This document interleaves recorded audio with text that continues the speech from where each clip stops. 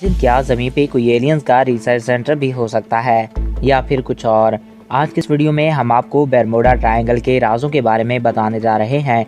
तो वीडियो की जाने बढ़ने से कबल आपसे ये रिक्वेस्ट है कि अगर आपने अभी तक हमारे इस चैनल को सब्सक्राइब नहीं किया तो इसको सब्सक्राइब करके साथ ही बेल के आइकन को प्रेस कर लें, ताकि हर नई आने वाली ऐसी ही इन्फॉर्मेशन से भरी वीडियोस आपको बर वक्त और बआसानी मिलती रहा करें। नाज़रीन, बरमूडा ट्रायंगल, जहां बड़े से बड़े जहाज़ गुम हो जाते हैं, हज़ारों टन के जहाज़ ऐसे गायब हो जाते हैं जैसे उनका कभी वजूद ही न था। आखिर इन जहाज़ों के गायब होने के पीछे की वजह क्या है? क्या ये जगह कुदरती तौर पे ही ऐसी है या फिर यहाँ पर एलियंस का कब्जा है, या फिर ये सिर्फ और सिर्फ एक अमेरिकी साजिश है?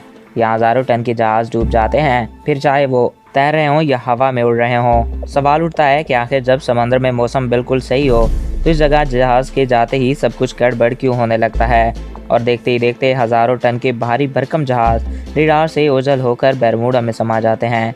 ऐसा ही होता है अटलांटिक के बीचों बीच, जिसका एक सिरा बरमूडा को छूता है तो दूसरा फ्लोरिडा को। इस जगह की मिस्ट्री को आज तक कोई न सुलझा सका। दुनिया की सुपर पावर अमेरिका ने भी इसके सामने हार मान ली और सिर्फ एक माह यहाँ पर रिसर्चेस की और अपनी तमाम रिसर्चेस को बंद कर दिया। नाज़रीन, दूसरी जंग अजीम को ख़त्म हुए अभी एक माह हुआ था कि यूएस नेवी के 5 फाइटर जहाज़ बरमूडा में लापता हो गए।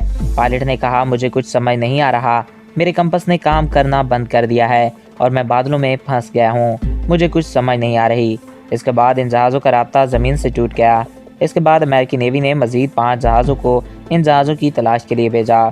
दोबारा भेजे जाने वाले जहाज़ों को हवा में उड़ने के साथ साथ पानी में चलने और तैरने की भी महारत हासिल थी, मगर नाज़रीन ये भी बरमूडा में जाते ही लापता हो गए। पिछले 500 सालों में 125 हवाई जहाज़ गायब हो गए, जहाज़ों पे सवार 8000 लोग लापता हो गए और आज तक किसी को पता ना चला कि इनके साथ आखिर हुआ क्या है।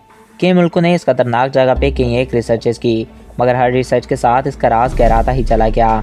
13 सितंबर 1452, इस तारीख को 500 सालों से भी ज़्यादा का अरसा गुजर चुका है जब क्रिस्टोफर कोलंबस ने पहली बार इसको पार किया और इसने अपनी डायरी में लिखा कि ये जगह काफ़ी पुरस्कार है, यहाँ काफ़ी अजीबोगरीब वाक़यात होते हैं।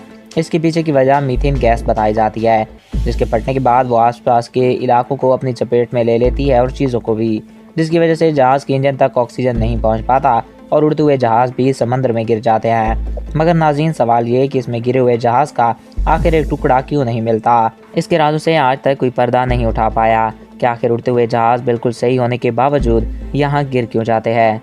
तो दोस्तों, आप इसके बारे में क्या राय रखते हैं, हमें कमेंट्स बॉक्स में ज़रूर आगाह कीजिएगा। आई होप आपको ये वीडियो पसंद आया होगा और आपकी मालूमात में इजाफा हुआ होगा। अगर आपको हमारा ये वीडियो पसंद आया और आपकी मालूमात में इजाफा हुआ है तो हमारे इस चैनल को सब्सक्राइब करें और साथ ही बेल के आइकन को प्रेस करें। Thanks for watching. अल्लाह हाफिज़।